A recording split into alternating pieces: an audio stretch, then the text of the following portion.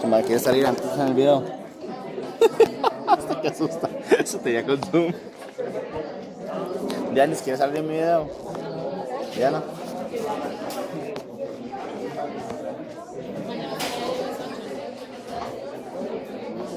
Era que si quería salir en mi video. Y ya salió. Ahí la tiene. Carlos, ¿quieres salir en el video, man? Diana. Salud, Esta semana esa vara. Carlos ya quiere ser famoso y la vara.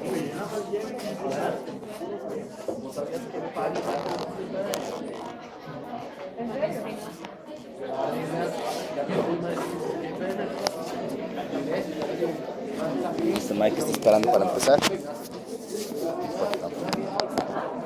Estoy leyendo un solo pichazo.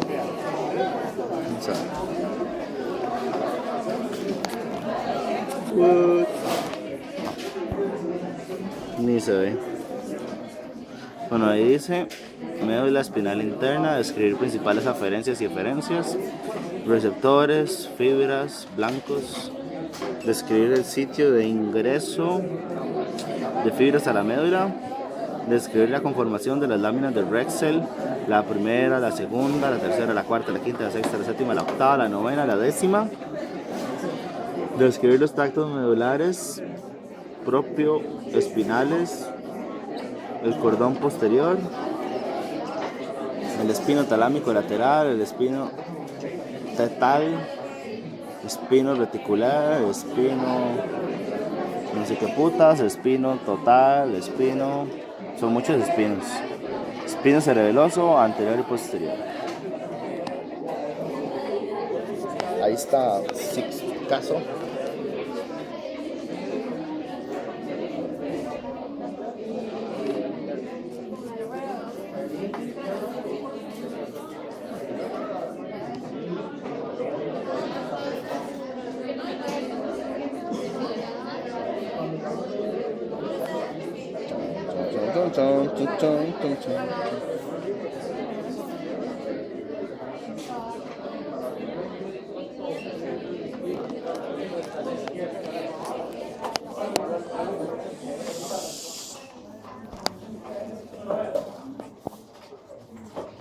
La idea de hoy es que integremos un poco lo que es lo externo medular por lo interno medular. ¿Ok? Entonces vamos a empezar con un poco de lo que terminamos viendo la semana pasada. Un poco por lo que terminamos viendo la semana pasada. Entonces siempre que se imaginen la médula espinal tienen que imaginarse algo en 3D, no tienen que imaginarse como se ponen los libros. Tienen que imaginarse algo en 3D. Tienen que imaginarse que de aquí, que el alto anterior de la lámina 9 a la lámina 7 sale una raíz central. Doctor, Perdón, ¿hay probabilidad de usar el micrófono? ¿qué cosa? ¿Hay probabilidad de usar el micrófono?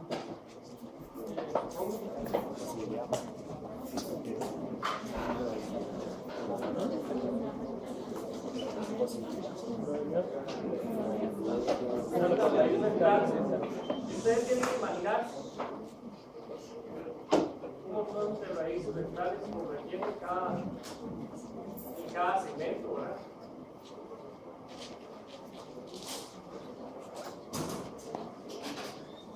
Todas originándose del mismo sitio, ¿verdad?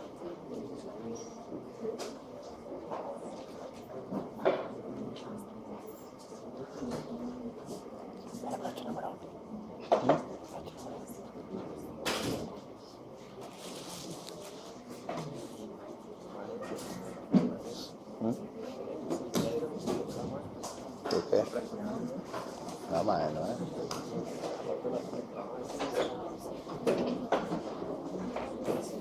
crema de la Sixtopedia es muy cara, ¿no?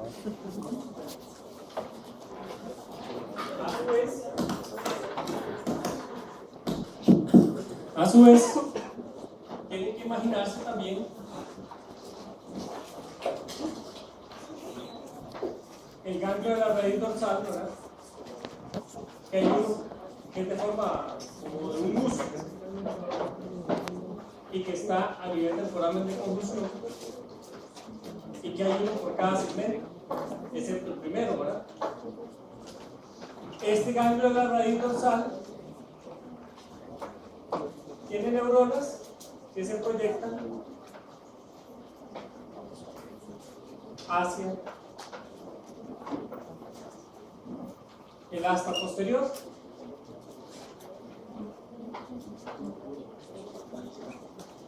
Y entran por el surco dorso lateral.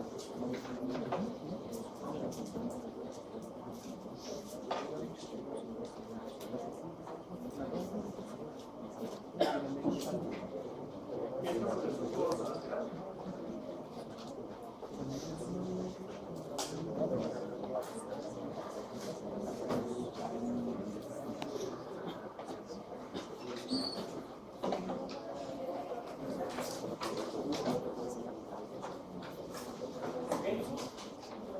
Y así sucesivamente.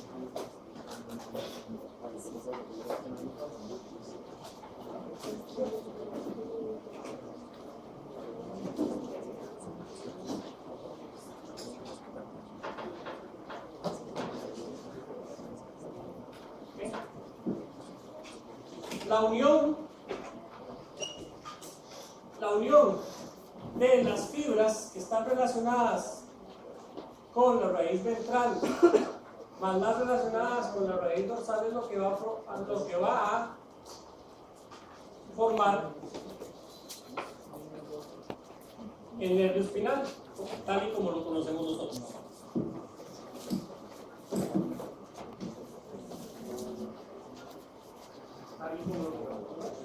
Aquí hay un grupo de neuronas que son neuronas pseudoripolares, que hay de dos tipos.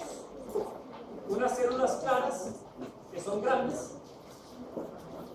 y unas células oscuras, que son pequeñas.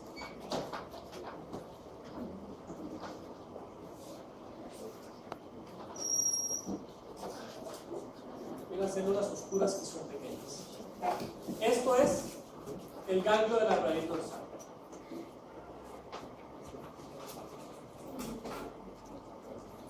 ¿Okay? Si ustedes hacen un corte de este nervio periférico,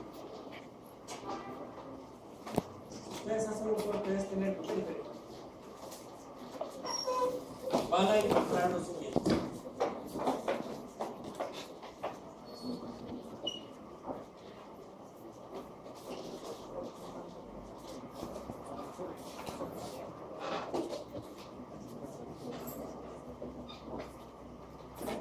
Para encontrar que en la periferia hay un tejido fibroso que nosotros llamamos el epineuro. Luego hay algunos fascículos dentro de los cuales van los vasos del nervio, y finalmente están las fibrillas nerviosas. Que las fibrillas nerviosas las hay de tamaño grande,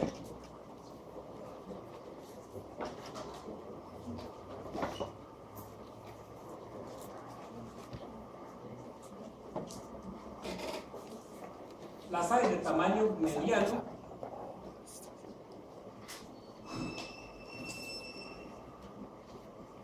y las hay de tamaño pequeño.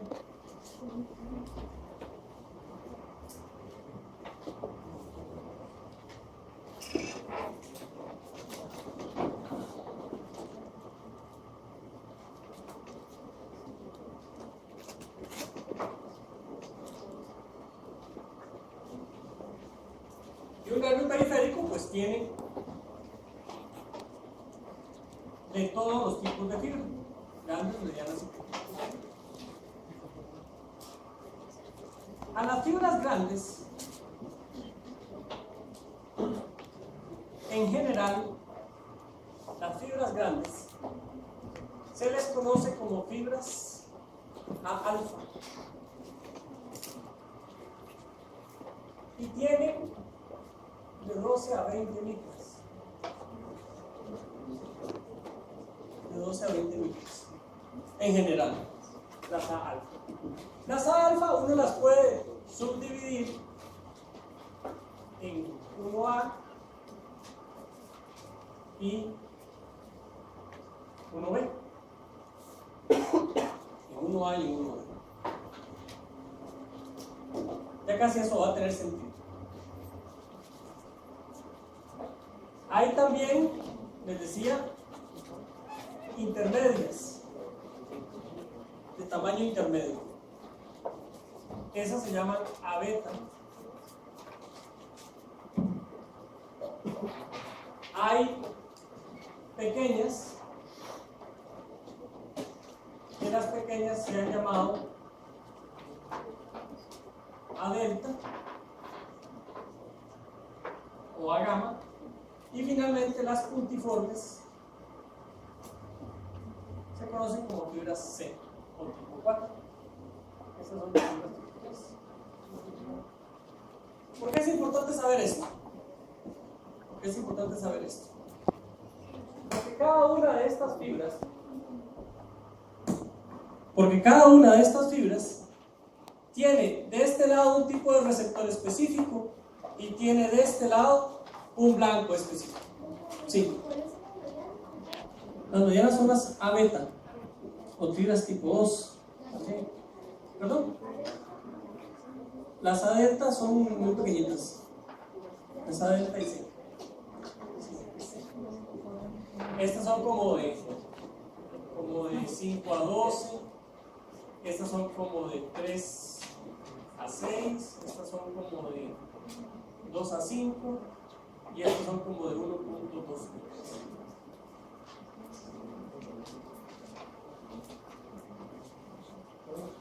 ¿Ok? ¿Hay diferencia entre la delta y la gamma? Sí, hay diferencia entre la delta y la gamma. Las gamas son fibras eferentes, mientras que las deltas son fibras aferentes. Y otra pregunta es si está esto relacionado con las escuelas en el cambio de la delta. Por supuesto, sí. Las neuronas claras son Las grandes. A alfa y A beta, mientras que las pequeñas oscuras son A delta y C. ¿Ok? Hasta aquí vamos bien, ¿verdad? Hasta ahí vamos bien. Resulta que la parte eferente de esto, la parte eferente, si uno sigue la parte negra que es la eferencia, ¿verdad? Llega predominantemente al músculo. Al músculo.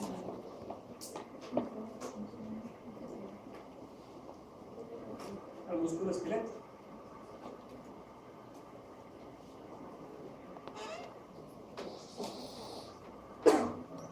Donde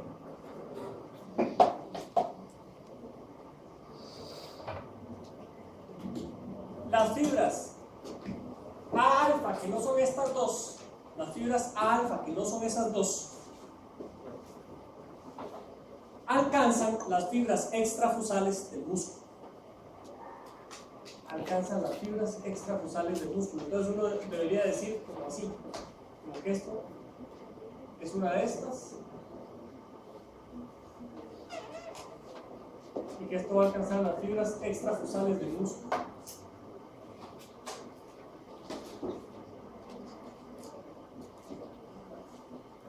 ¿Queda claro eso? ¿Sí? ¿O no queda claro? Y doctor, ¿Ah? esas que no son A1A ni 1B, ¿cómo se llaman? O sea, voy. Entonces, las A alfa, que son fibras gruesas, ¿verdad? Que son eferentes, que vienen en lo negro, ¿verdad? Que salieron de aquí del asta anterior. Son fibras gruesas que van a alcanzar las fibras extrafusales.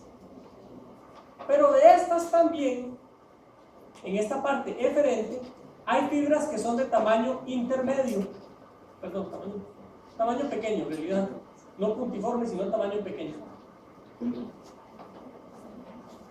¿Qué van a alcanzar las fibras intrafusales? Que es justo lo que usted me preguntaba. O sea, que el tamaño de la fibra de una neurona que va a inervar el uso muscular es diferente que el que inerva las fibras extrafusales. ¿Esto quedó claro? Sí. Sí. La alfa es de la fibra extrafusal. De la fibra intrafusal es A gamma. Y uno se acuerda porque es la motoneurona gamma, ¿verdad?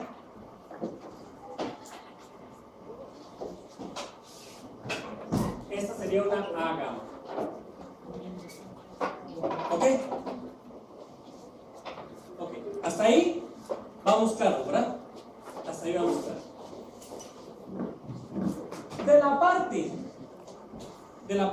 Esta es la parte eferente, ¿verdad?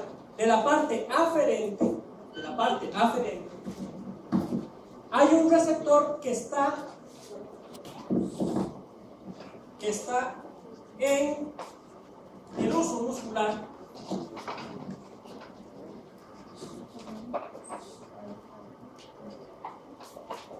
Y ustedes recuerdan que hay 3 tipos de receptores, ¿verdad? En el uso muscular.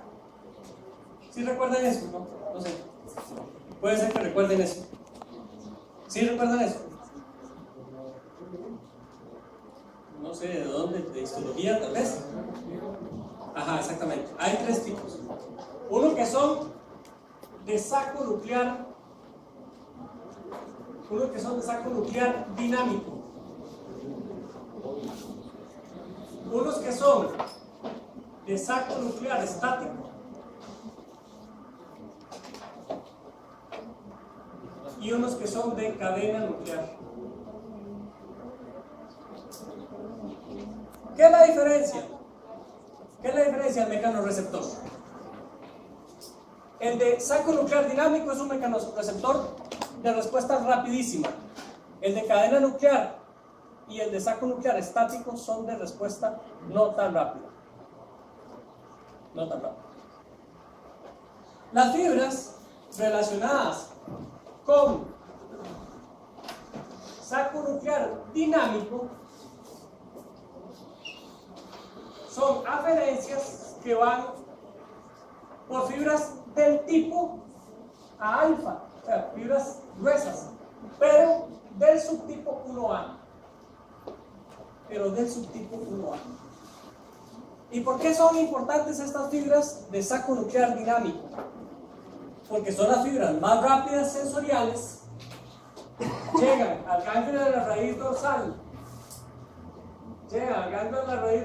a una célula clara grande y se proyectan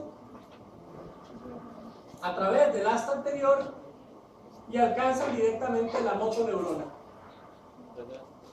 Y esas son las que están relacionadas con el reflejo miotático. Esas y solo esas. Esas y solo esas. Las fibras de saco nuclear estáticas también son rápidas y van por fibras de tipo 1B. Involucradas en el reflejo miotático. Pero estas no alcanzan la motoneurona. Más adelante vamos a ver dónde llega. ¿Hasta aquí vamos entendiendo esto? No, ¿o sí? No. ¿Qué no se entiende de esto? ¿Qué no entiende? ¿Bien? Ok. Bueno. Vean, esta carajada es difícil de comprender, yo sé. Pero es la base de toda la anatomía de la médula espinal. Si entendemos esto, entendemos todo lo demás. Si entendemos esto, entendemos todo lo demás. Bueno, en fin. No alcanzan la motoneurona, las anteriores no están relacionadas con el reflejo miotático. Es algo tan simple. Muy bonito. Ok, muy bien. A ver, muchachos, díganme.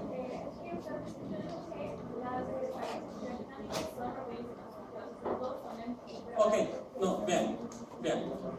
No es lo mismo que el receptor sea lento a que la fibra sea lenta. El receptor de la saco nuclear dinámico es rapidísimo, es de respuesta rapidísima. Mientras que el de la saco nuclear estático es menos rápido. No es que sea lento, es que es menos rápido. ¿Okay? Igual va por una fibra muy rápida. Pero el que tiene más rápida respuesta fisiológica es el de saco nuclear dinámico. ¿Okay? Doctor, una pregunta. Dígame. Y eso es como en bioelectricidad, digamos, todos los grandes son rápidos y todos los chiquititos son lentos. Ok, Básicamente. nada más. No sé si. Sí. Ok, bien.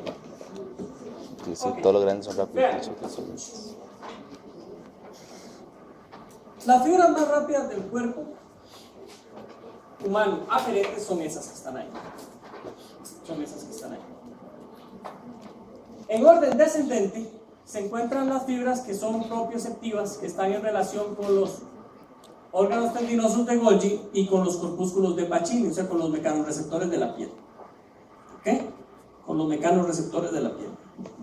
Entonces, ustedes recuerdan la piel, que la vimos la semana pasada.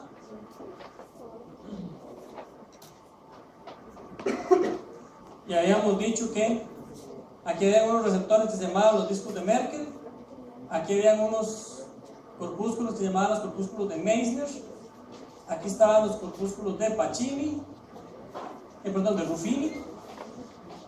Ruffini, y los más grandotes eran los corpúsculos de Pacini.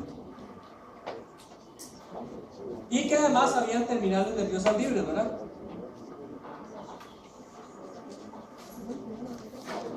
Yo la semana pasada les dije que las fibras relacionadas con el tacto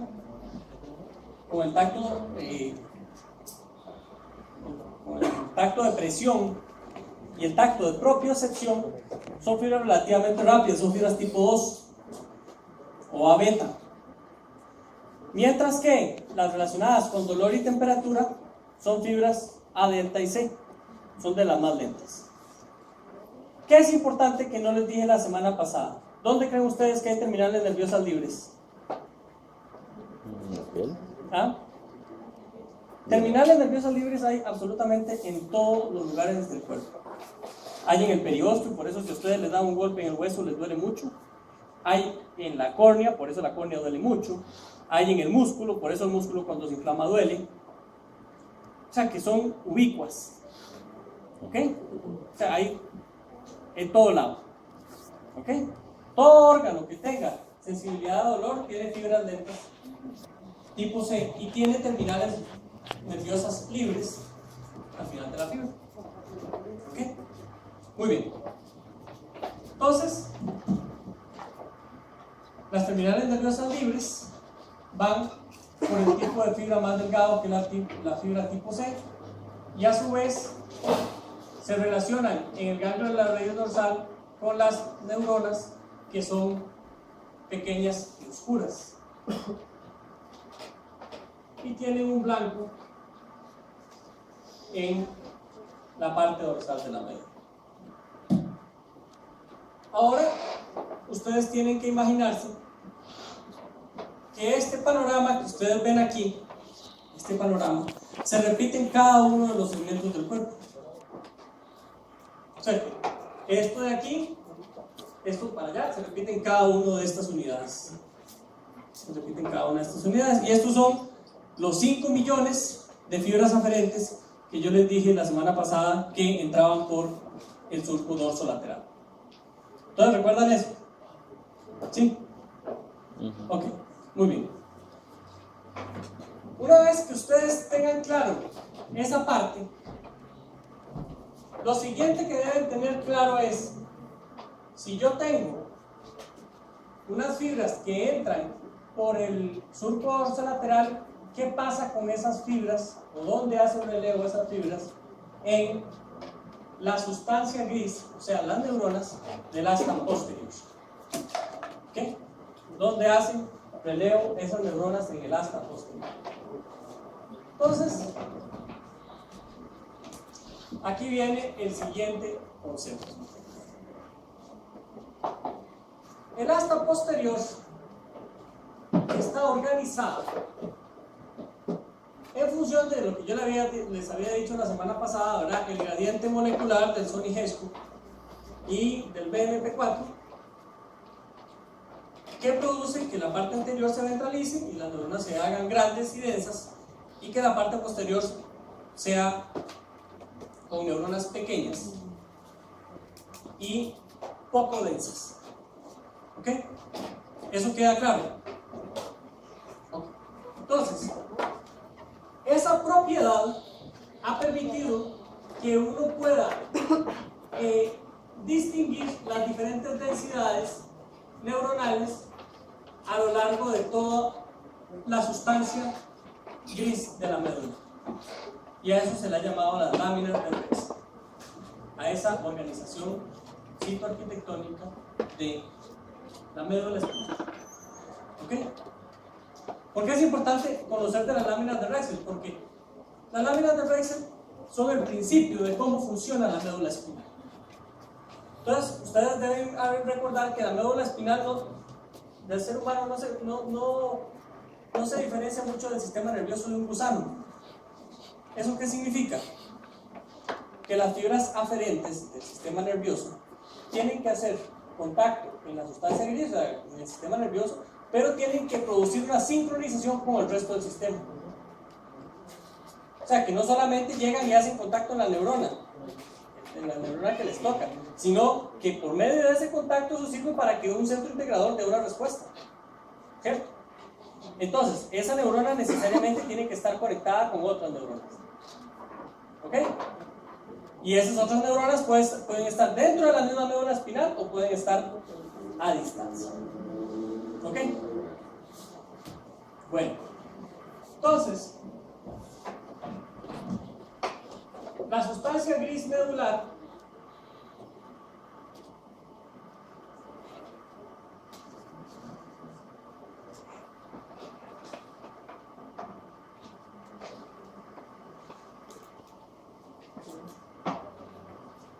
tiene aproximadamente esta organización.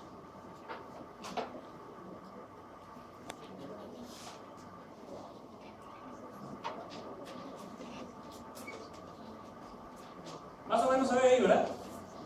¿O no? Yo no veo casi nada. Yo sé que ese lapicero no es bueno para eso.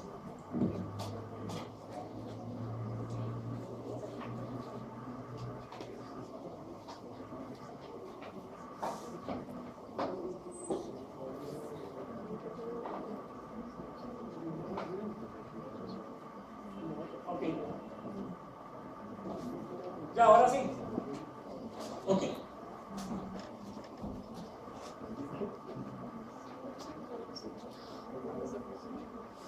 Bueno, ustedes tienen que imaginarse que esto es así.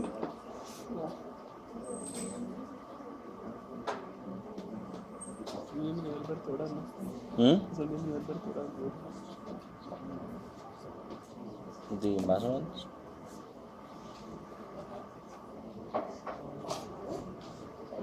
Un poco, son que cambia un pechazo, ¿verdad? Cambia bien poquito.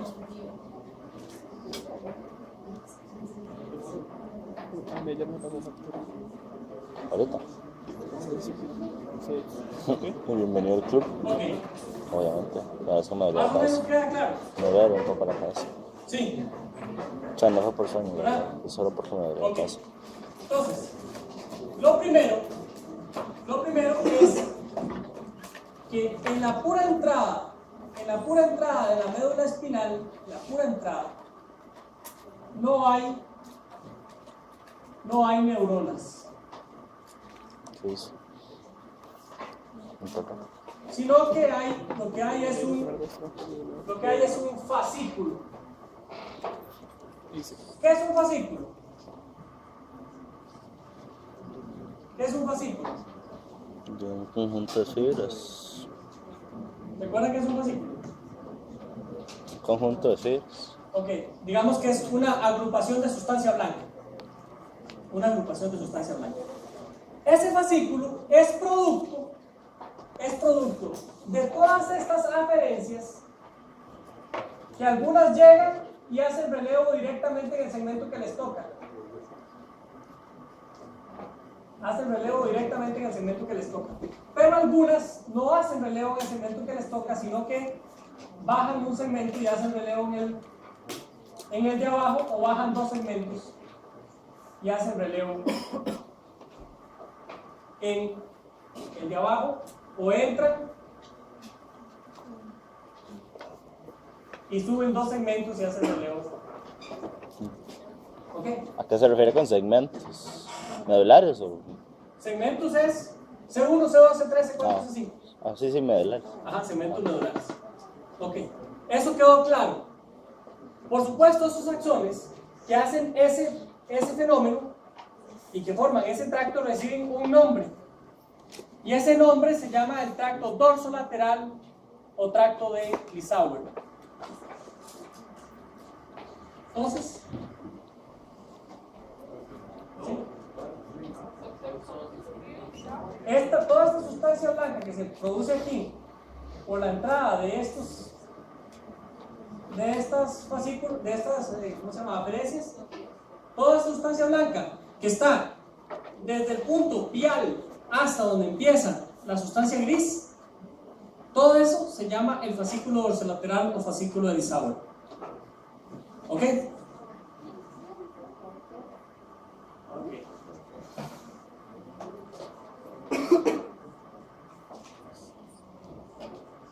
Fascículo dorsolateral o de Lissauer. ¿Ok? Bueno, esto sí. Está en relación con la fisura dorsolateral, con el surco dorsolateral. Sí. Es que lo que pasa es que el surco es como la impresión del sitio donde entran. Pero el fascículo va desde la superficie pial de esa entrada hasta donde empieza la primera lámina de Rex. ¿Okay? Por eso yo les puse esto así, ¿verdad? Okay. Hasta donde empieza la primera lámina de Rex. Muy bien.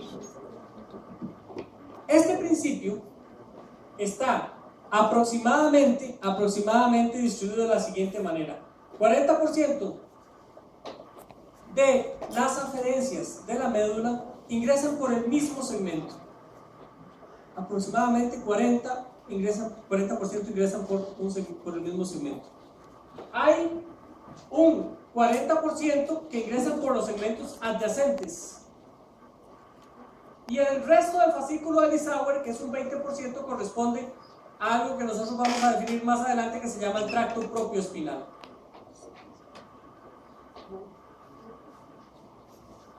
Propio espinal. O sea, que proporcionalmente las neuronas tienden a entrar en el mismo segmento que le corresponde. ¿Ok? ¿Eso quedó claro? Muy bien, sí. O sea, quiere decir que las que salen de la misma raíz entran al mismo segmento. Si no me quedó claro. Ok, entonces, digamos, si uno ve, digamos, C5, entonces, la raíz de C5, sus aferencias, un 40% van a hacer relevo en el mismo segmento C5. Pero hay un 40%, bueno, o sea, vamos a ver, proporcionalmente, cuando yo les hago esta proporción es de las fibras que hay aquí, ¿verdad? Entonces, uno sabe que la mitad de lo que entró se queda en el segmento y la otra mitad se distribuye en los segmentos adyacentes. Y el resto del volumen de ese fascículo es propio espinal.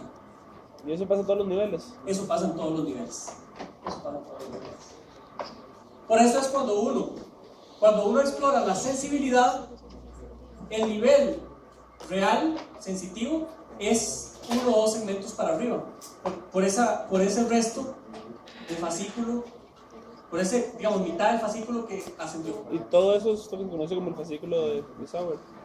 Toda esta sustancia blanca que está aquí, que está compuesta por esto que yo les acabo de decir, es el fascículo de Lissauer. Toda la médula. Ajá, toda la columna es. Ok, dígame.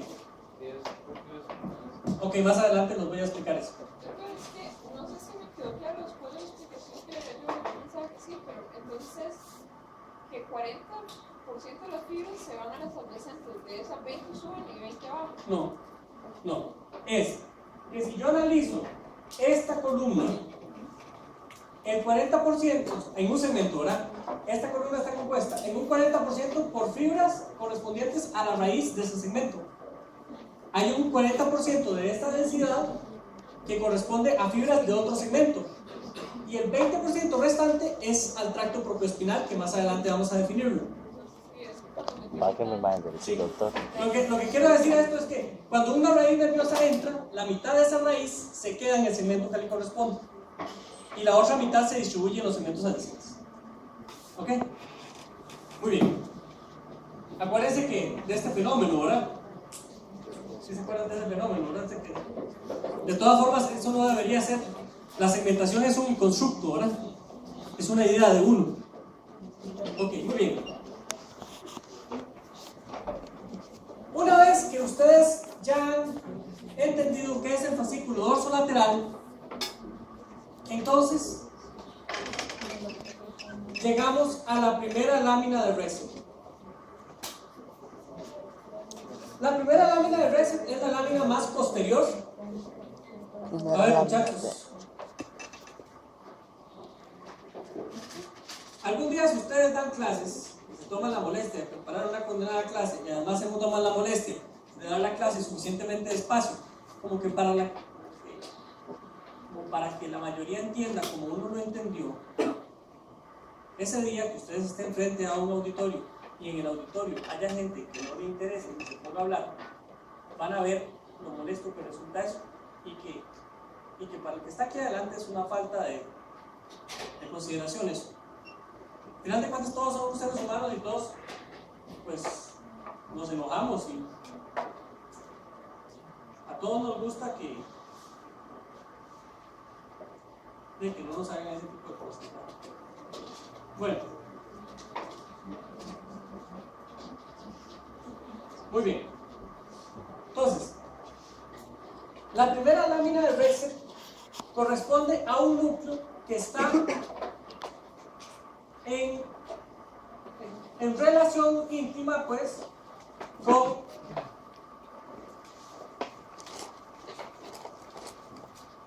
el fascículo alisado, y tiene una forma como de C invertida. Es una lámina delgada,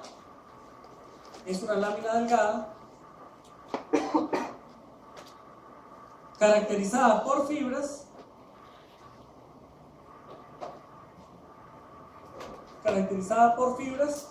que entran a la médula espinal, porque todas las fibras van a entrar a través de ellas, ¿verdad? Que le dan un aspecto reticular. Tiene un aspecto reticular.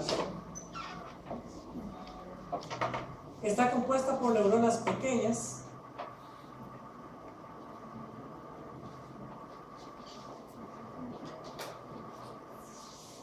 que esas neuronas pequeñas tienen la característica de que pueden proyectar sus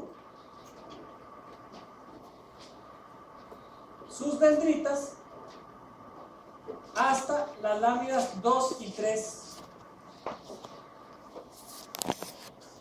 anteriormente. O sea que su influencia no se queda solamente a nivel de la lámina 1, sino que ellas también modulan la actividad de la lámina 2 y la lámina 3. Sí, digamos. Son como dendritas, son neuritas, digamos. Son neuritas.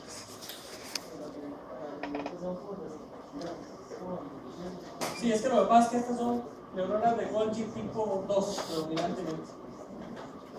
Ok, las neuronas en el sistema nervioso se dividen en neuronas de Golgi tipo 1 y tipo 2. Las neuronas tipo 1 son aquellas que tienen un árbol dendrítico y un axón de proyección. Mientras que las neuronas tipo 2 lo que tienen es un gran árbol dendrítico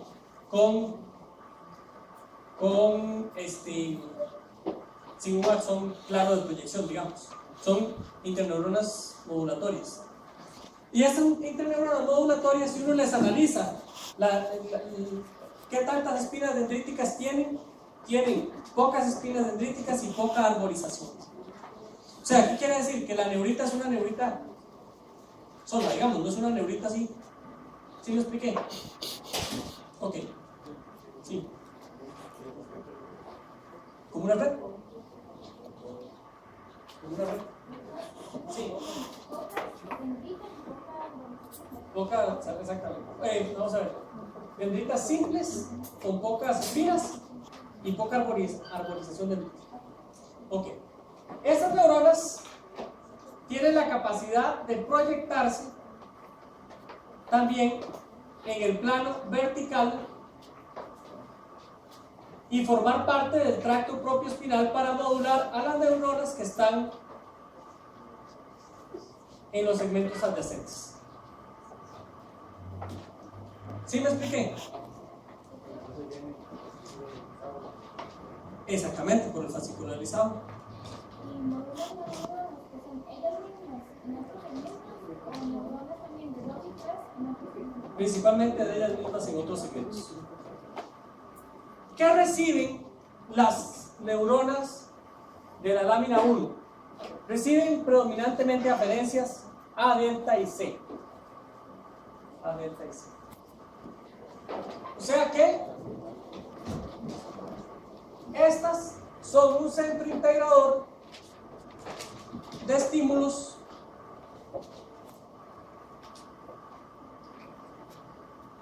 de dolor, de temperatura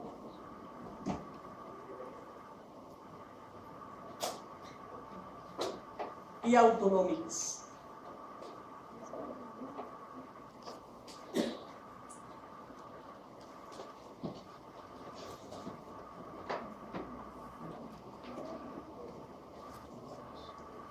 Dolor, temperatura y autonómicos.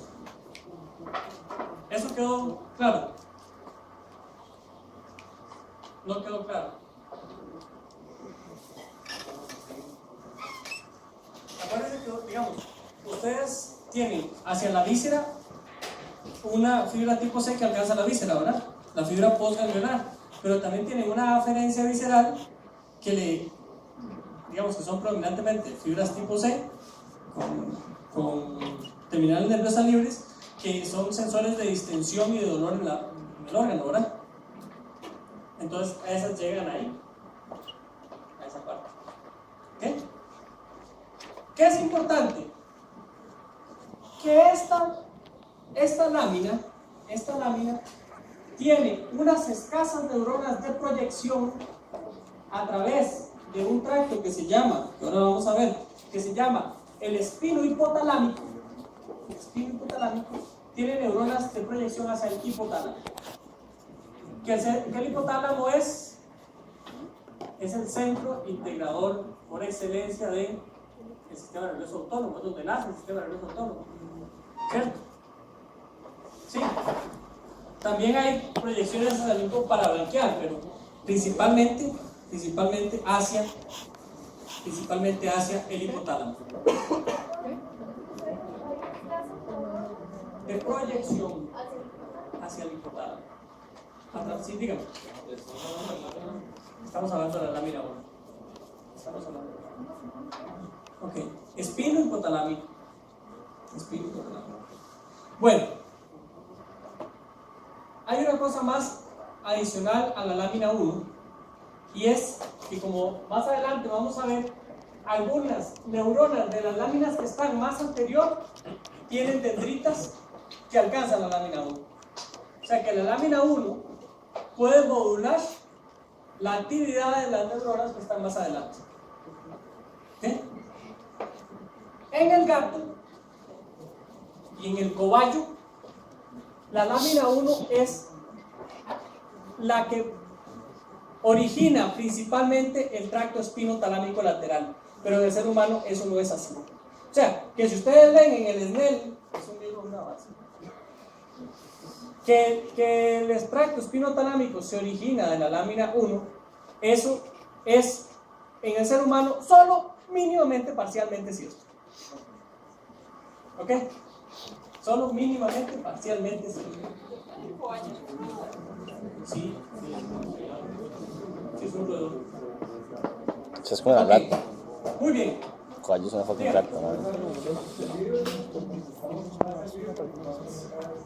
Yo creo que contesten en base a lo que yo digo. Ok, muy bien. Ahora,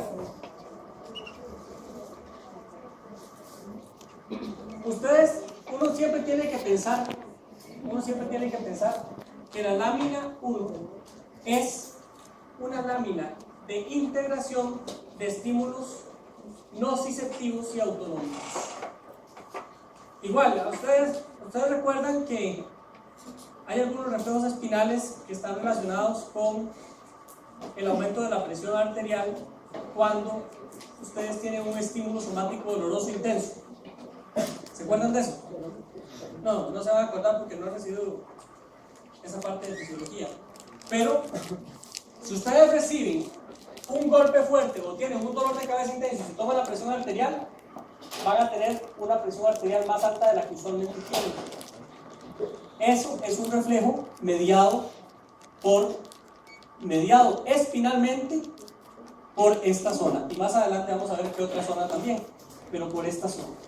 Igual, cuando ustedes tienen, y me imagino que ustedes, más que todo las mujeres, han tenido experiencias relacionadas con esto.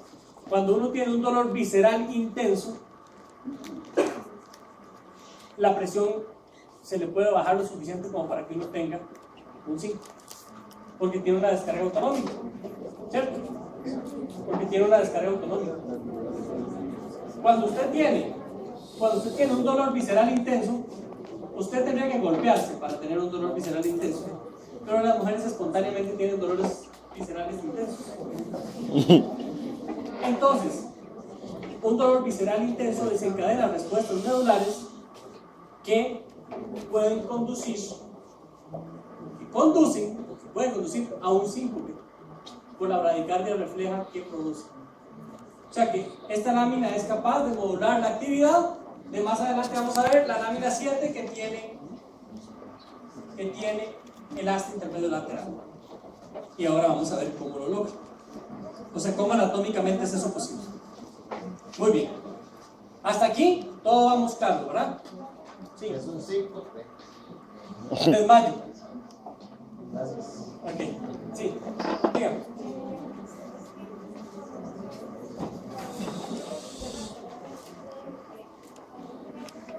Ajá.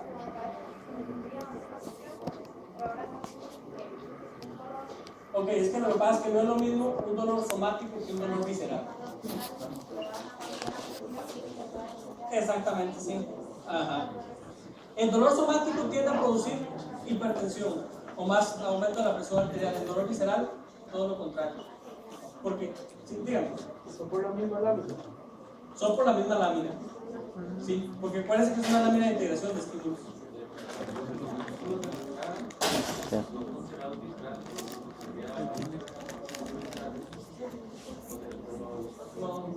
Vamos a ver. Ok. Mejor dejemos eso por ahí. No le metamos cabeza porque eso es un poco más complejo, porque son considerados vísceras evolutivamente, ¿verdad? Porque derivan de una branquia. Eso es algo más evolutivo que funcional. Okay, muy bien. Sí. Porque el dolor somático está relacionado con activación ahí mismo de la lámina 7. O sea, son interneuronas modulatorias activadoras, mientras que el dolor visceral son interneuronas modulatorias inhibitoras. ¿Sí? Ok, muy bien. La lámina siguiente es la lámina 2, que estructuralmente se parece bastante a la lámina 3 y que en conjunto forman un núcleo La lámina 23. que clásicamente se conocía como la sustancia gelatinosa de Rolando.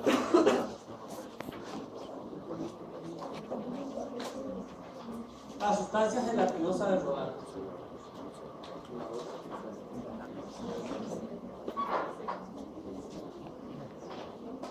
¿Por qué se llama la sustancia gelatinosa de Rolando? Bueno, porque este núcleo tiene, o esta zona tiene mayor densidad neuronal. Entonces se ve más denso y más oscuro. Se ve más denso y más oscuro. Entonces en microscopía se ve clara la lámina 1 con una bola que es más densa neuronalmente o más oscura y que clásicamente se describió como un núcleo, como una agrupación nuclear. En realidad es una columna, ¿verdad? No es un núcleo solo, sino es una columna que tiene aferencias en cada uno de los segmentos. ¿Ok? La sustancia gelatinosa de Rolando, que corresponde a las láminas 2 y 3 de Rexed, 2 y 3 de Rexed, reciben aferencias también de fibras A delta y C, pero más relacionadas con presión.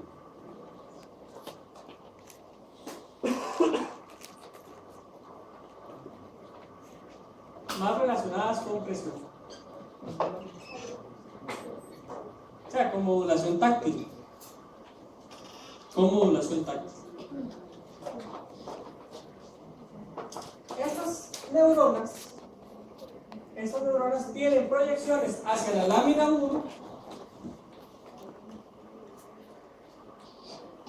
y tienen proyecciones hacia las láminas más anteriores, principalmente hacia la lámina 7.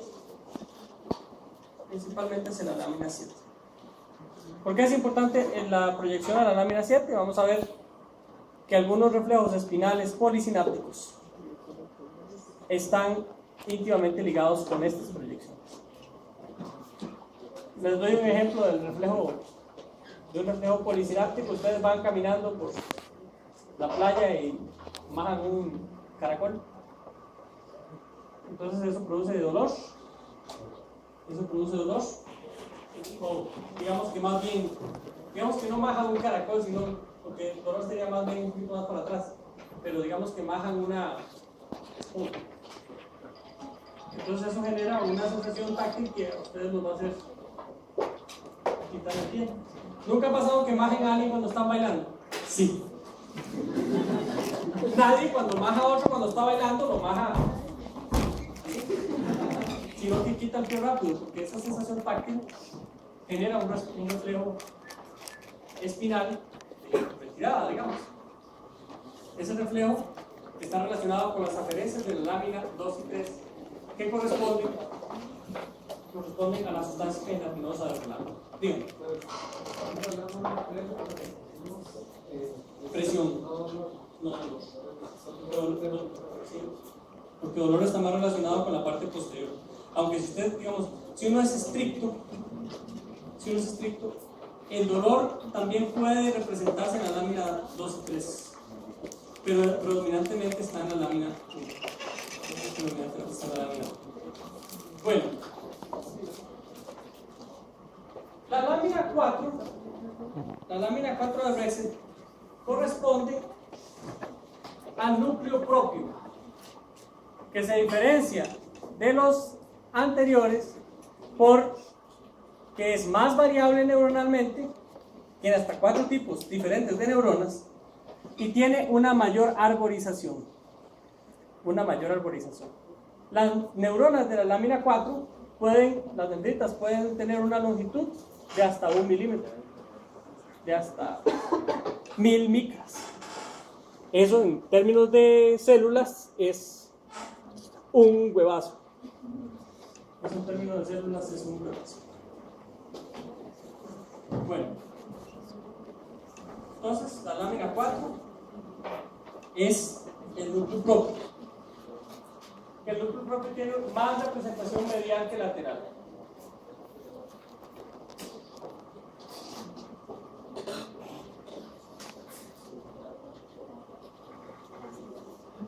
La lámina 5 es, díganme,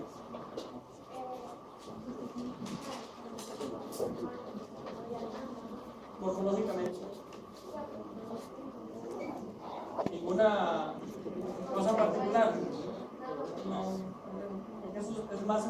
más morfológico que funcional. Hay algo que tal vez no les dije respecto a las láminas, y es que existe una representación somatotrópica en las láminas, ¿verdad? Donde la parte ventral se representa más medial. Lo ventral está aquí y lateral está más lo dorsal.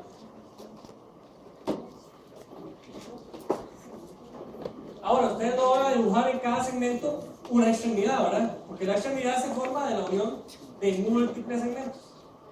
¿Sí? Y digamos, ¿sí? Dígame.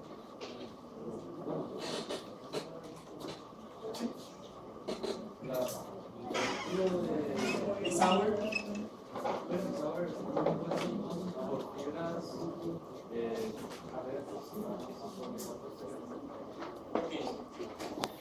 En un 80% son aferencias. Hay un 20% que son fibras propioespinales. Son fibras propioespinales. Ok. Sí. Hay lámina 4, referencias. La lámina 4 tiene referencias de presión también. Tiene referencias de presión.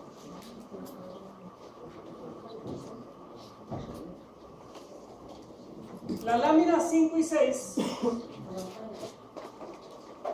¿Sí? Bien. Si la lámina 4 también tiene referencias de presión, ¿cuál es la diferencia con el Ok.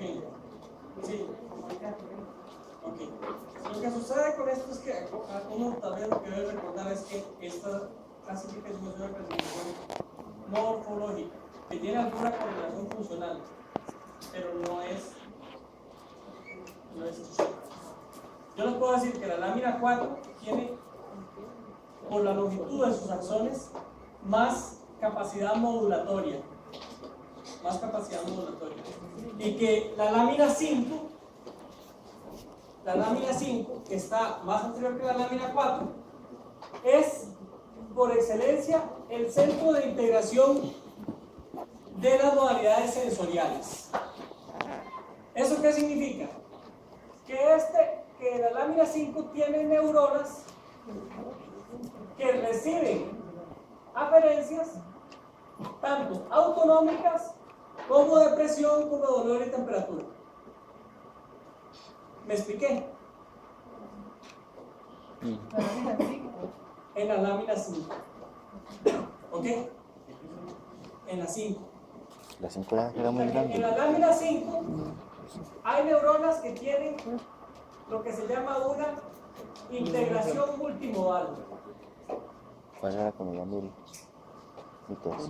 Una integración multimodal. ¿Seguro? ¿Eso qué significa? Que ellas, en sus proyecciones hacia la lámina 1 y 2, reciben aferencias que son de dolor, de temperatura, de presión, e integran el estímulo en esa neurona. Exactamente, les llega información de esas. ¿Ok? Entonces la lámina 5 es la lámina de integración multimodal. Y uno dice que las láminas de integración de aferencias autonómicas por excelencia son la 1 y la 5. Son la 1 y la 5. De aferencias autonómicas. La lámina 6 es una lámina delgada y poco representativa, porque en toda la columna torácica está sustituida por el núcleo dorsal de Clark, que más adelante vamos a ver qué es el núcleo dorsal de Clark, y a nivel de la médula cervical tiene un núcleo cervical equivalente a la columna de Clark, que también lo sustituye. O sea que la lámina 6 es una lámina delgada, morfológicamente similar a la lámina 5, pero que tiene una representación prácticamente solo lumbosacra.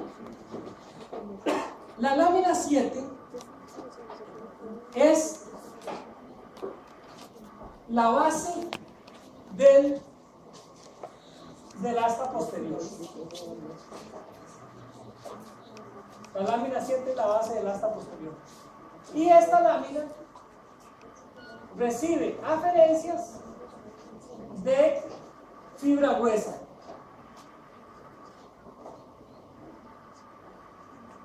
Recibe aferencias de fibras gruesas. O sea, recibe fibras de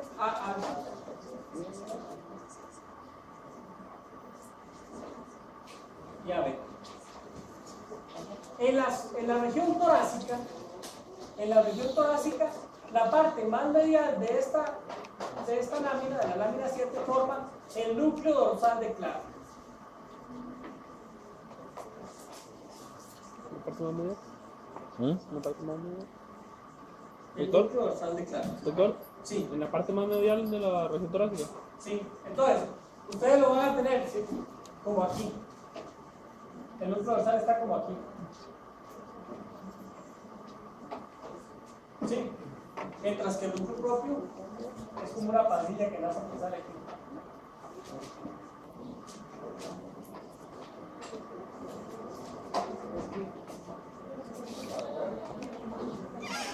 Ok.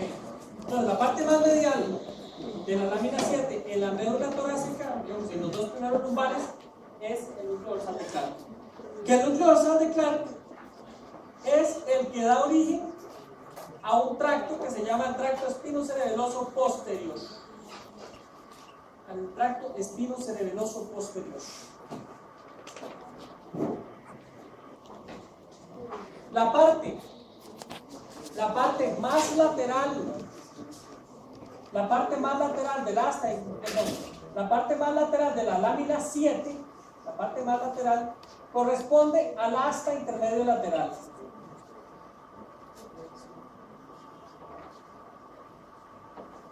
Al asta intermedio lateral. Al asta intermedio lateral. ¿Eso quedó claro? La parte más lateral de la lámina 7 es, por lo tanto, eferente. Nada más que es eferente visceral. Por lo tanto, esta parte lateral está conectada con la lámina 5 y con la lámina 1, ¿verdad?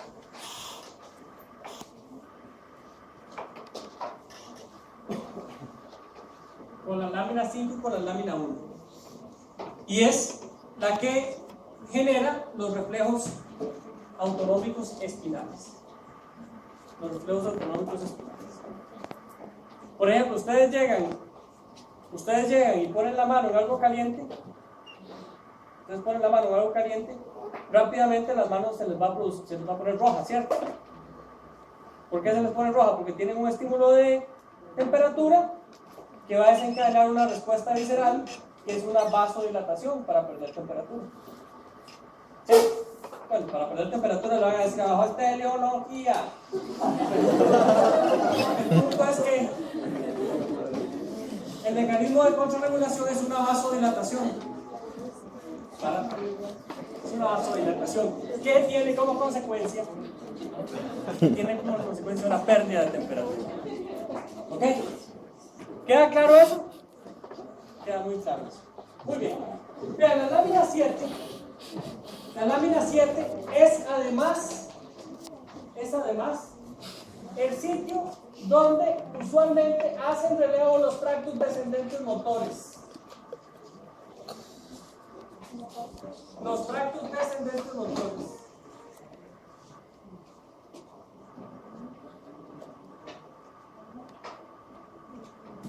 Y la estimulación de las neuronas aisladas en la lámina 7 es capaz de generar una conducta motora específica. O sea, ¿qué es esto? Que si yo llego y me pongo un electrodo en una interneurona de la lámina 7 y la activo, el bichillo empieza a hacer un movimiento coordinado, digamos, de flexo-extensión. Bueno, no han visto eso en la parte de fisiología, pero en el comportamiento motor de todos los seres vivos que tienen la capacidad de locomoción, existen circuitos neuronales que activan al agonista e inactivan al antagonista para poder generar un movimiento. Y ese movimiento es secuencial con el contralateral. Les doy un ejemplo. Yo camino, flexiono una pierna y extiendo la otra, ¿verdad? Flexiono una pierna y extiendo la otra. Eso se da por un reflejo espiral. Un reflejo espiral que produce de una neurona que está en la lámina 7, que activa el agonista del mismo lado, con la inactivación del antagonista del mismo lado, para que uno pueda flexionar, ¿verdad? Pero simultáneamente hace la respuesta inversa contralateral, para que yo me pueda mantener de pie. Entonces activa el extensor e inactiva el flexor. Si los dos se activaran de la misma vez, ¿cierto? O sea, esos circuitos neuronales capaces de generar un comportamiento motor, se originan en la lámina 7. Dígame.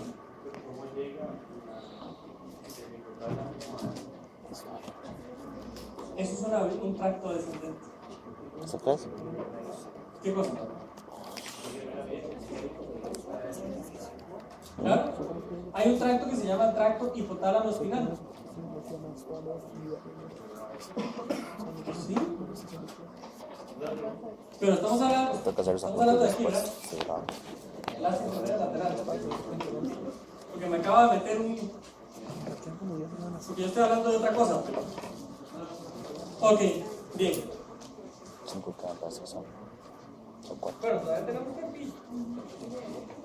tenemos tiempillo. Bueno. A ver, muchachos. Vean una cosa importante. En la lámina 7, ustedes van a tener la integración de las aferencias espinales de fibra gruesa que no son dinámicas, sino estáticas. ¿Sí? Y son las que están relacionadas con el tono muscular. ¿Cierto? Porque las dinámicas están relacionadas con respuestas reflejas rápidas. ¿Cierto? Están relacionadas con respuestas reflejas rápidas. Mientras que las que no son dinámicas, tanto los de saco nuclear estático como los de cadena nuclear y los órganos tendinosos de Golgi que hacen relevo ahí, están relacionados con el tono muscular, que es nuevamente es una respuesta motora de un circuito local, ¿cierto? Y ese circuito local se origina en la lámina 7. Entonces vean, hay algo que es importante cuando uno ve neurodesarrollo. Cuando ustedes ven neurodesarrollo y ven un chiquito prematuro, el chiquito prematuro no tiene bien maduros estos circuitos. Entonces, ¿cómo creen ustedes que es el tono de un prematuro? Inconstante. Es flácido. A un prematuro uno le agarra el bracillo y se lo puede llevar hasta el otro brazo. A un prematuro.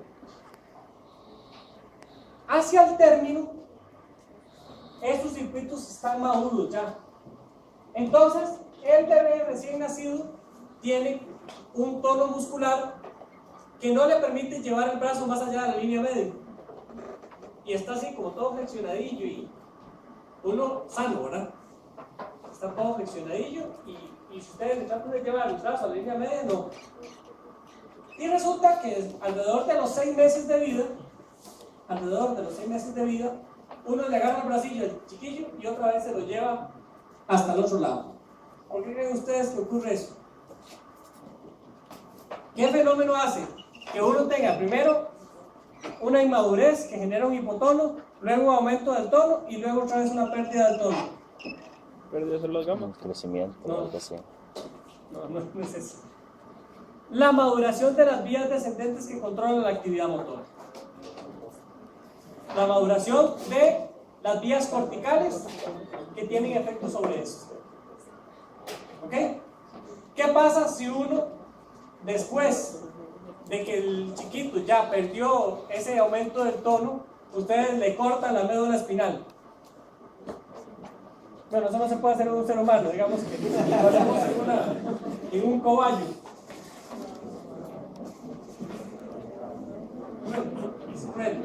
Créanme que mucha gente lo ha hecho. Mucha gente lo ha hecho. ¿Qué creen ustedes que pasa? ¿Cuál es la respuesta que ustedes ven en el tiempo? Una pérdida del tono. Un aumento del tono muscular. Por eso es, o sea, regresan al estado de la médula madura, del circuito medular maduro. ¿No? Ok. Entonces, Yo pensaría lo contrario. yo les dije a ustedes, en la lámina 7 se integran respuestas motoras complejas, ¿cierto? Un ejemplo de esa respuesta motora compleja es el tono muscular. El tono muscular tiene un componente aferente y un componente, tiene un componente aferente agonista y uno antagonista, que es el uso muscular y el órgano tendinoso de Golgi. Uno lo hace para atrás y el otro lo hace para adelante, ¿cierto? Así es. Entonces, antes de que esto madure, el circuito es todo flácido. Cuando eso madura, entonces la aferencia hace que el uso muscular no permita la distensión y que el órgano tendinoso de Golgi no permita la compresión. Entonces eso hace que el músculo tenga un tono, ¿cierto? Ok. Cuando maduran las vías descendentes de control motor, las vías descendentes, o sea, la corteza motora, activa interneuronas inhibitorias que hacen que el tono disminuya y sea modulado más bien por los centros superiores. ¿Ok? ¿Cierto? Pero si yo, un adulto, corto la médula, la corto, entonces, ¿qué dejo? O sea, si yo llego aquí hay un tracto descendente, que es el córtico espinal, digamos, y yo quito esto, ¿qué pasa con el circuito medular que estaba caudal a eso? Perdió la modulación cortical. Entonces, ¿cómo se comporta? Con una hipertonía. Porque queda, el control del circuito queda exactamente, queda solo con la modulación de las aferencias, no la modulación cortical. Entonces, por eso es que cuando ustedes les dicen cómo se manifiesta una lesión de neurona motora superior, como hiperreflexia, hipertonía, parálisis espástica, que es una forma de hipertono, ¿verdad? La espasticidad es una forma de hipertono, y una respuesta patológica que es el Babinski, que tiene que ver con un reflejo cutáneo motor.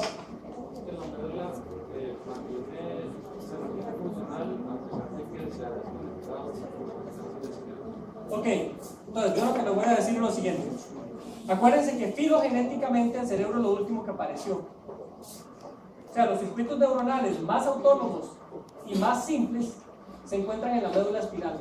O sea, que una médula espinal funciona sola porque evolutivamente fue lo primero que apareció y tuvo que jugársela sola. ¿Sí me explico? Más o menos. Yo sé que eso suena también muy tecnológico, pero eso es evolutivamente conservado.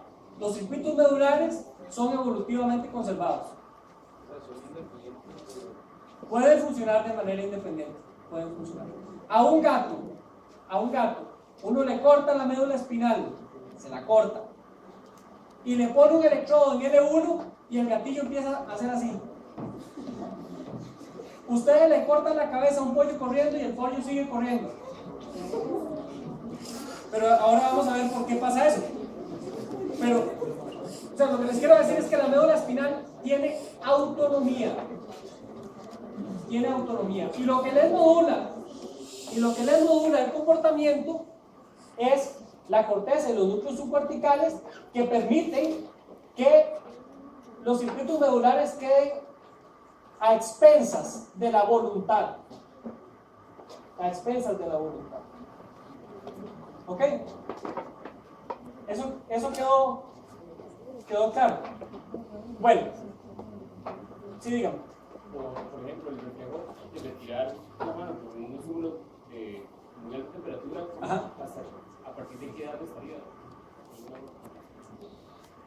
Ah, caramba, eso me lo no sé a partir de qué edad tiene el reflejo de retirada. Yo pienso que uno debe tener reflejo de retirada por por la maduración espinal desde el término. Porque el circuito medular madura desde el momento del término. Cosa que no pasa con los circuitos superiores. El reflejo de retirada es un reflejo espinal, no es un reflejo supraespinal. De hecho, usted lo puede suprimir, ¿verdad? Hay gente que llega y agarra la mano y la pone así en una llama, ¿verdad? ¿Han visto eso, verdad? Hay gente que se deja que se les hagan tatuajes. Sí, lo natural como una punzada es que uno quite la mano. Se aguanta. ¿Qué cosa? Ok, sí. No está madura las vías descendentes. Como hasta los 6 meses. Ok, la otra cosa es que si uno a un bebé recién nacido, y eso es parte del examen neurológico del neonato, si uno a un recién nacido le apoya un pie sobre una superficie plana, si le apoya el pie, él va a flexionar la otra piernilla. Y ustedes llegan y le apoyan esta y hace así. Eso se llama el reflejo de marcha. Y uno siempre que lo hace, entonces la mamá dice, ¡ay, está caminando! No, señora, tiene la médula espinal bien, no sé el resto. La médula espinal bien. No, pues eso es así. ¿Ok? ¿Y dónde se integran esos circuitos complejos? Se integran en la lámina 7. En la lámina 7. La lámina 8 es lo que está anterior a la lámina 7.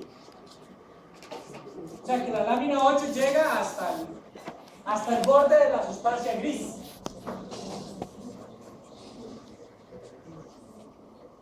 Y la lámina 8 está compuesta predominantemente de neuronas premotoras.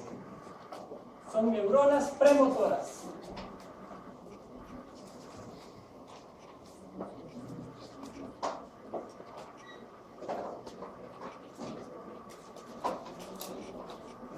De neuronas premotoras. Y la lámina 8 es la que tiene dendritas verticales más grandes en toda la médula espinal. Y es una de las más importantes productoras o relacionadas con el tracto propio espinal. Con el tracto propio espinal.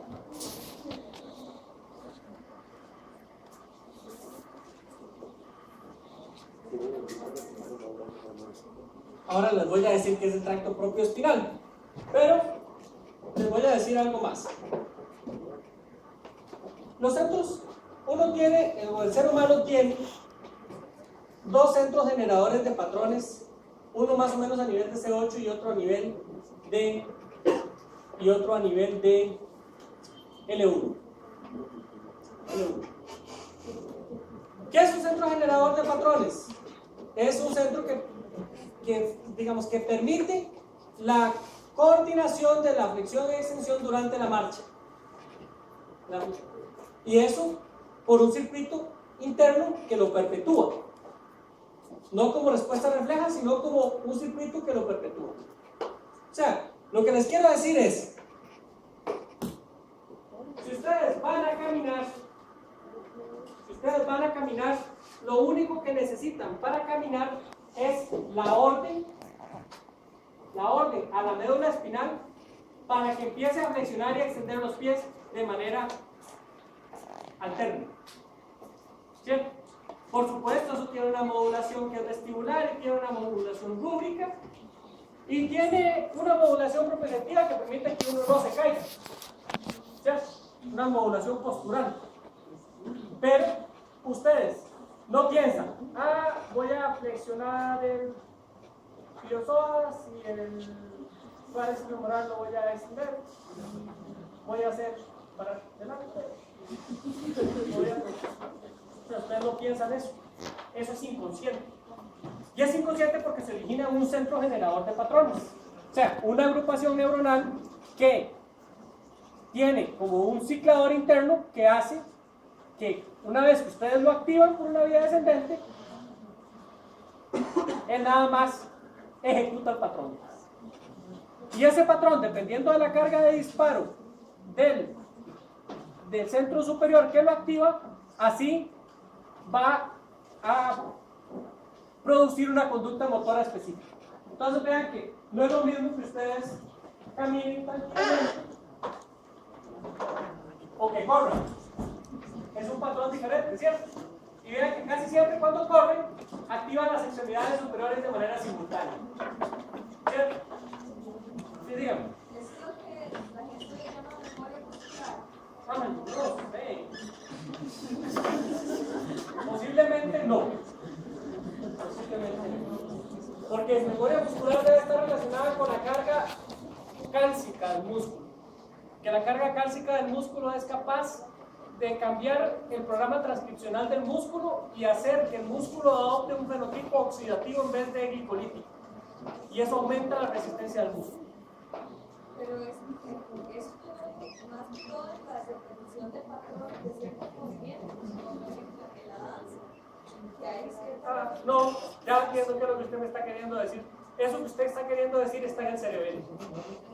Está en el cerebelo. Exactamente. ¿Por qué razón uno, la primera vez que patea una bola, la patea malísimo?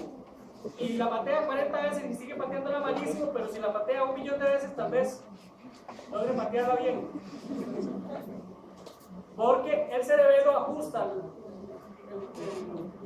es un centro supraespinal que ajusta el comportamiento motor a una labor específica y permite que usted haga con precisión algo, como escribir, como dibujar, como patear una bola, como andar en bicicleta. ¿Ok? Bueno, eso es supraespinal, eso no es espinal. Ahora, esto, los centros generadores de patrones estudiaron inicialmente en los gatos, ¿verdad? Y en los caballos. Que ustedes han visto que un gato cuando camina alterna las extremidades, ¿verdad? Así. Pero cuando corre hace así. ¿Cierto? Ok. El comportamiento del centro generador de patrones varía en función de la tasa de disparo de la aferencia. Por eso es que a tasas bajas de disparo genera un comportamiento alternante y a tasas altas de disparo lo que hace es que sincroniza las extremidades superiores y las inferiores. ¿Ok? ¿Por qué les hablé toda esta paja? Porque la lámina 8 es la lámina por excelencia que permite la comunicación de los centros generadores de patrones espinales. Entonces, si ustedes ven a alguien caminar tranquilamente, esa persona va a caminar así. Igual que un gato. O sea, que uno alterna, ¿ven? Uno alterna las extremidades superiores y las inferiores. Ustedes ven el boro, y el boro viene ahí. Viene así.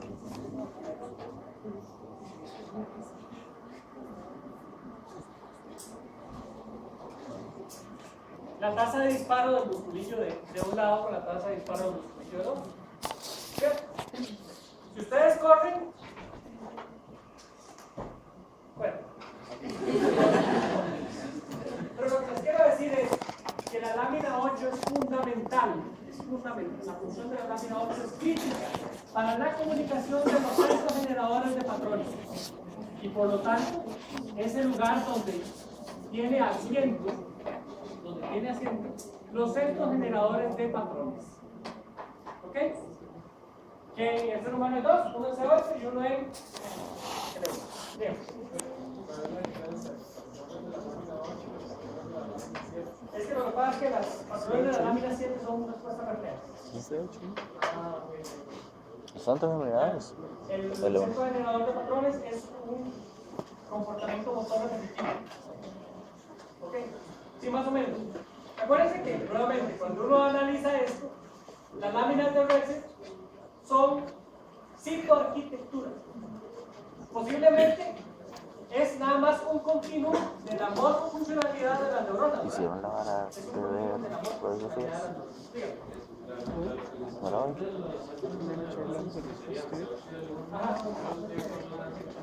Está mamando lo de eso. Sí, claro, por supuesto, relacionado con cada una de las inflorescencias hay un centro generador de patrones.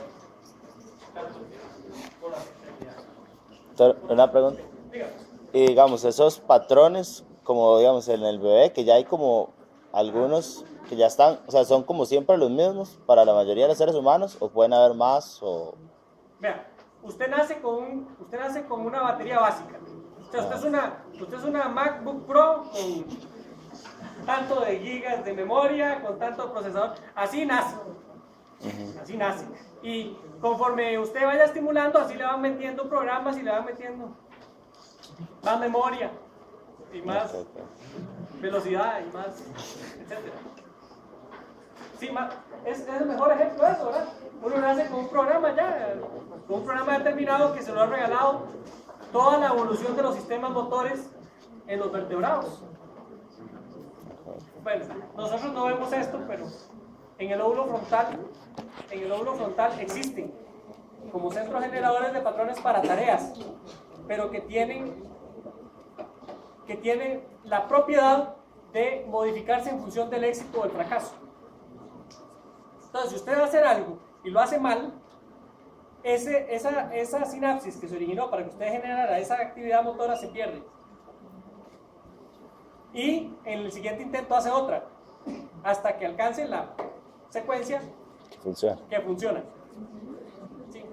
Bueno, eso está probado en primates, en macacos rezos.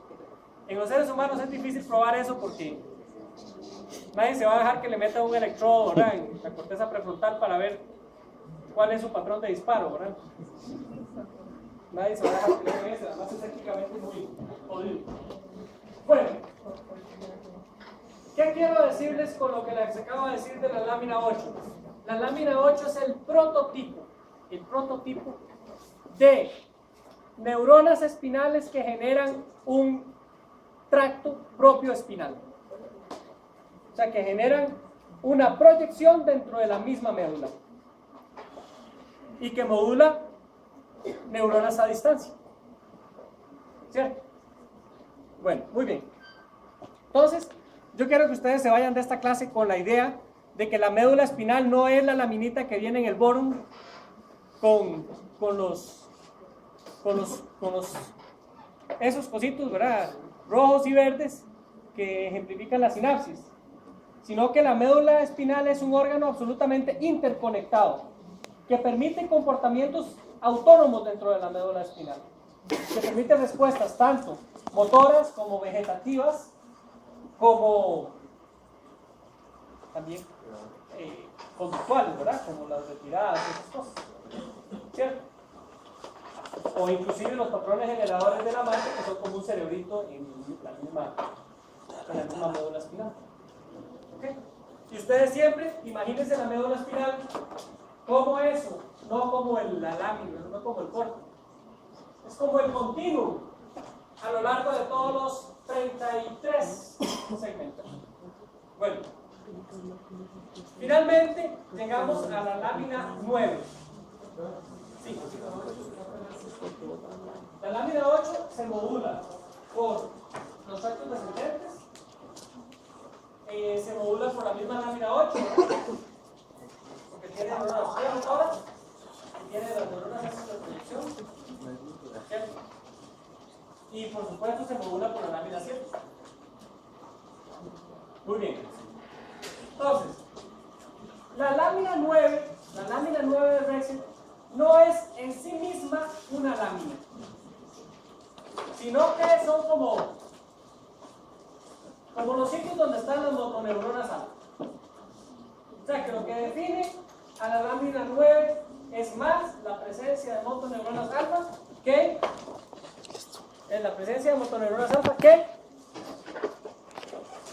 la citoarquitectura de la misma. Entonces, la lámina 9 tiene tres porciones. Tiene una porción medial, una porción central y una porción lateral. Una porción medial, una porción central y una porción lateral. Medial, central y lateral. La porción medial es o está presente a lo largo de toda la médula espinal. Está presente a lo largo de toda la médula espinal. Porque controla los músculos posturales, epiaxiales e hipaxiales. O sea, ¿cuáles músculos son esos? Los músculos erectores de la espina y los músculos intercostales y flexores del cuello. ¿Ok? ¿Eso quedó claro? Axiales, sí. Epiaxiales e hipaxiales. Hipaxiales. O sea, toda la parte medial es constante. Por eso es que yo, cuando ustedes recuerdan la médula espinal, hay algunas porciones de la médula espinal que tienen una conformación así. Hay otras que tienen una conformación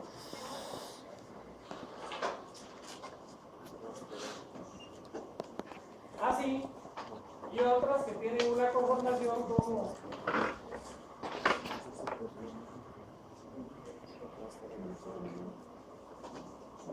como así, ¿verdad? ¿Cierto? Pero si ustedes ven, la porción medial siempre está conservada en todas. Porque todos los segmentos hay musculatura epiaxial y musculatura hipaxial. Epiaxial son como los músculos erectores de la columna y los hipaxiales son como los músculos del cuello y los intercostales. ¿Ok? Muy bien. La porción central está más representada en la médula cervical y en la médula lumbosacra. Y en esta porción central es donde se ubica el núcleo del nervio frénico, el nervio espinal accesorio y el núcleo de Onuf en la parte sacra. De Onuf. O-N-U-F-F. Ese es el núcleo de la continencia. Es el núcleo de la continencia. El que tiene regado el núcleo de...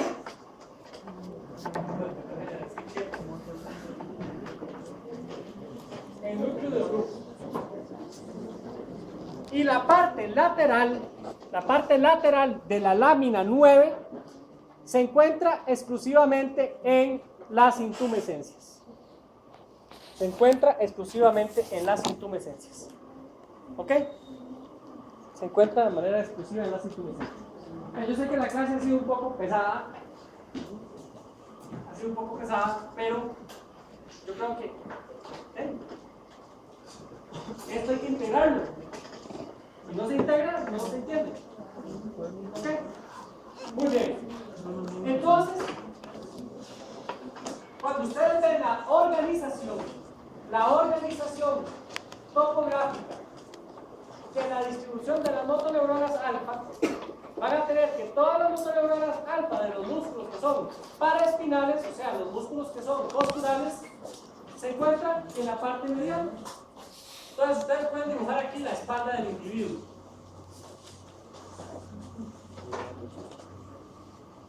La espalda del individuo.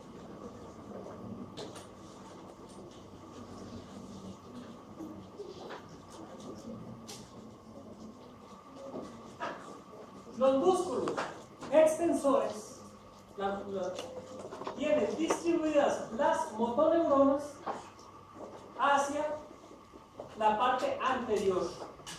La musculatura extensora tiene distribuidas las motoneuronas hacia la parte anterior y la parte lateral del asta anterior. Mientras que los flexores están hacia la parte posterior de la médula espinal. Entonces, ustedes podrían dibujar aquí un brazo con el bíceps aquí y el tríceps aquí, y podrían dibujar aquí los extensores de la mano y aquí. Posiblemente la representación sea de esa manera.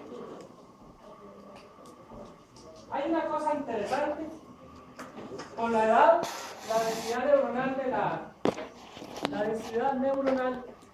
la lámina 9 se va perdiendo. La densidad neuronal, eso es un fenómeno fisiológico. Hay algunos que la pierden más rápido y se echan agua en la cabeza.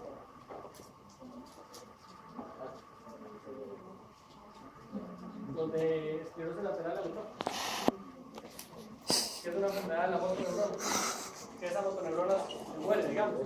Pero es un fenómeno fisiológico la pérdida de densidad neuronal en la lámina 9 con la edad. Ok. Muy bien. Ahora viene la segunda parte de la clase.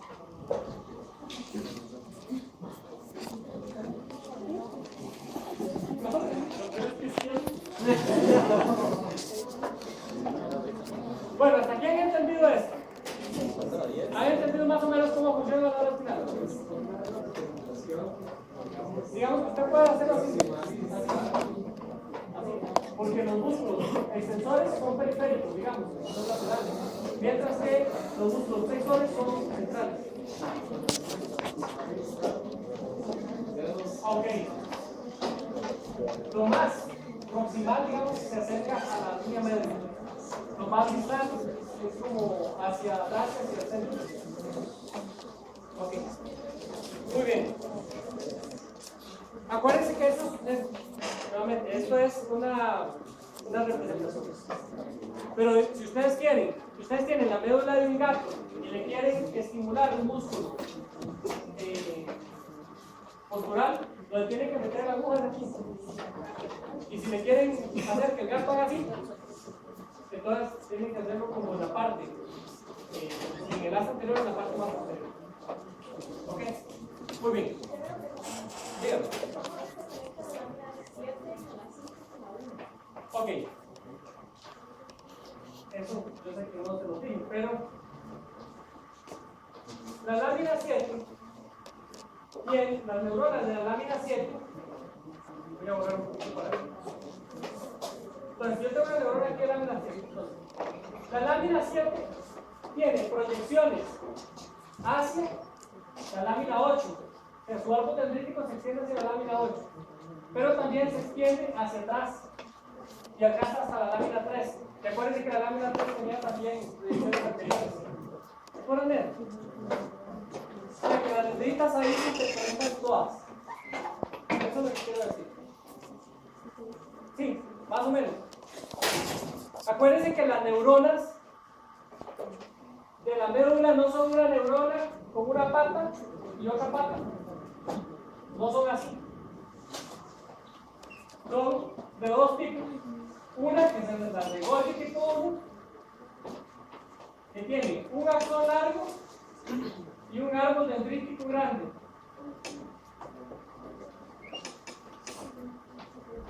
O Golgi tipo 2, que no tiene ese axón, pero que tiene un árbol dendrítico un montón. Y en ese árbol dendrítico llegan de estas, se modulan acá con las A delta y C, se modulan con los tractos descendentes aquí. Y la integral de los estímulos en el árbol dendrítico es el que genera una respuesta del cuerpo neuronal. ¿Sí? ¿Sí se entendió eso? O sea, que ustedes no tienen que ver el sitio donde está puesta la neurona, sino que esa neurona, aunque esté puesta en ese sitio, tiene un árbol dendrítico que se extiende hacia todo lo largo del árbol. ¿Sí? ¿Sí quedó clarillo? Eso. Muy bien. Yo espero haberles cambiado un poco la visión la visión de la médula espinal en esta clase. Bueno, vean muchachos, a mí me quedan 2 clases más, que son las clases de tallo cerebral. Entonces, todavía tengo que ver, porque aquí solo vimos láminas de Rexel. Esto se tiene que conectar con las vías. ¿Qué? Ah, ok. La lámina 10 es la lámina central. Es la lámina central. Que es como peripendimaria. Filogenéticamente es vieja, las neuronas son pequeñas. Y es también una lámina integradora. Es también una lámina integradora. Cuando veamos la parte de las proyecciones de la médula espinal, podemos discutir un poquito esa parte. Pero vean muchachos, yo pienso que podemos ver en la clase de aspecto externo del tallo cerebral, que es una clase más simple, podemos ver un poquito lo de vías ascendentes y descendentes. Completamos vías ascendentes y descendentes y vemos configuración externa del tallo cerebral para que también se puedan ir a disecar. ¿Ok? ¿Entendieron esto? Bueno, ojalá que sí lo hayan entendido. Gracias.